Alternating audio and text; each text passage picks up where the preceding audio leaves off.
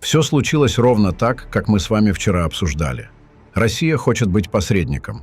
Обе стороны выдвинули Владимиру Путину свои условия для участия в переговорах на его площадке.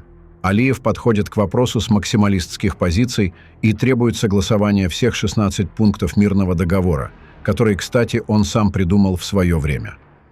Никол Пашинян готов хоть сегодня в Москве подписать 13 полностью согласованных пунктов договора и продолжать согласование проблемных пунктов в рабочем порядке, включая якобы разблокирование транспортных узлов. Если посмотреть на эту ситуацию с другого ракурса, получается, что Алиев своими максималистскими требованиями гадит Путину, а не Пашиняну. Ведь если бы Алиев согласился на подписание мирного договора прямо сейчас, как предложил Пашинян, то это состоялось бы в Москве, на российской площадке, что стало бы царским подарком Путину на день рождения. Это даже при том, что Москве не нужен сам мир, а нужен формальный статус важной переговорной площадки и миротворца. Даже Запад в таком случае ничего не сказал бы Пашиняну, потому что для США и ЕС гораздо важнее сам факт, а не место подписания. Так что блеф Пашиняна сработал. Блеф не потому, что он на самом деле не был готов к подписанию, а потому что он знал, что Алиев откажется от этого.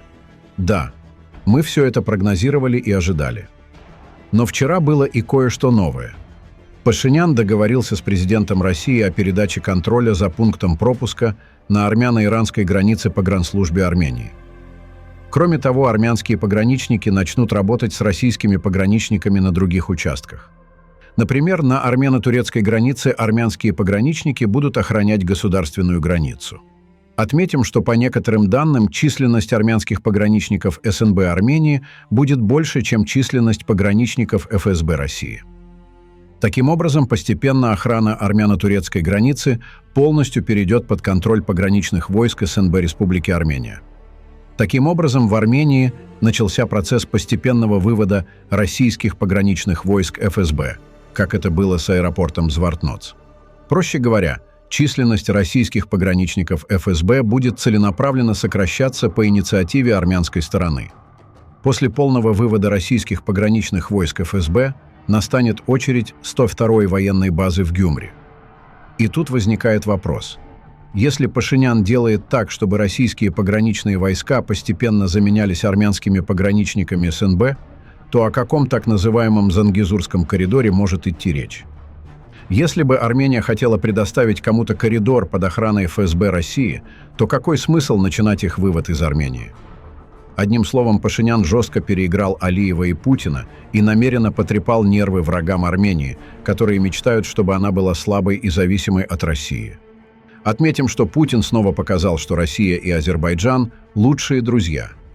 Цифры, которые он называл, явно говорят сами за себя. 4,3 миллиарда долларов торгового оборота, 4 миллиарда прямых инвестиций в Азербайджан. Все растет, все процветает. Алиев, конечно, тоже не отстает. Хвалит российско-азербайджанские отношения. Ну а как иначе, если деньги текут рекой? И, конечно, они не могли не обсудить Зангезурский коридор. Путин и Алиев, видимо, в своем репертуаре говорят о Зангезурском коридоре, как о чем-то уже решенном. Песков открыто признается, что этот вопрос был на повестке дня. Официальный Кремль теперь использует терминологию Азербайджана, и это знак, что там, по большому счету, все решено. Россия здесь явно играет на стороне Баку.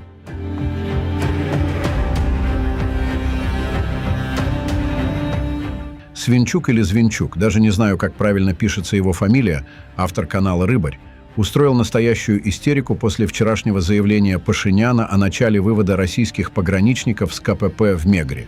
Видите ли, Россия ослепнет? Нет, Свинчук, Россия ослепла, когда предала Армению. Ослепла и оглохла, потому что ее интересует только кошелек. А по поводу Ирана вы вообще не имеете никакого права высказываться, потому что именно ваше предательство привело к превращению оккупированного Арцаха в передовой шпионский хаб Израиля. Если у тебя, Свинчук, проблемы с географией, то у меня и моих зрителей их точно нет. 44 километра границы с Арменией никак не могут решить судьбу Ирана, потому что Бакинская республика имеет с ним 525 километров границы, и это не считая 164 километров с оккупированным Нахидживаном. Поэтому не надо пудрить мозги сказками про опасность для Ирана, исходящую от Армении, чья граница в Сюнике в 15 раз короче границы с израильским прокси. Плохая попытка, Свинчук, но вот за карту спасибо. Приятно наблюдать, как предатели шаг за шагом покидают Армению. Жду не дождусь закрытия 102-й свинофермы в Гюмре. Думаю, этот вопрос будет решен до конца 2025 года. И еще хочу ответить всем тем, которые массово пишут, что как российские войска полностью уйдут из Армении, то либо Турция нападет на Армению, либо вместо них придут турецкие пограничники. Это типичный псевдонационалистический развод путем навязывания ложного выбора между Россией и Турцией. Россия не может никому передать Армению, потому что Армения ей не принадлежит. Вот так вскрываются полезные идиоты или агенты влияния под личиной патриотов-националистов. Недаром я раскусил их еще 2 года назад. Запомните, Москва всегда действовала в бывших советских республиках по 2 направлениям. Одной рукой она продвигает левые интернациональные проевразийские силы, а другой рукой националистов-русофобов, желательно как можно более неадекватных. При этом повышает рейтинги первых и дискредитирует вторых, сталкивая их лбами и контролируя ситуацию через хаос, безверие и апатию большинства населения. Так было и есть в Армении, Молдове, Украине и практически везде. Но все ходы Москвы давно разгаданы и прочитываются на раз, два, три. Что такое политический каламбур? Это когда в течение суток начальник Генштаба Вооруженных сил Азербайджана Керим Велиев жалуется находящемуся в Баку генеральному директору Международного военного штаба НАТО, генералу-лейтенанту Янушу Адамчаку, на Францию, помогающую Армении. А глава Азербайджана Алиев оскорбляет США, называя их неблагодарными, трусливыми капитулянтами, бежавшими из Афганистана, при этом продолжая поставлять всю необходимую нефть для Израиля через Турцию. Я понимаю, что бакинские преступники с улицы Низами просто невинные девы в сравнении с преступниками с улицы Истиглалият, резиденция Алиева. Мне больше интересны действия руководства НАТО, оно же США, на эскапады в их адрес от сына генерала КГБ. Делегация НАТО побывала в гостях в Баку и встретилась с начальником Генштаба Велиевым.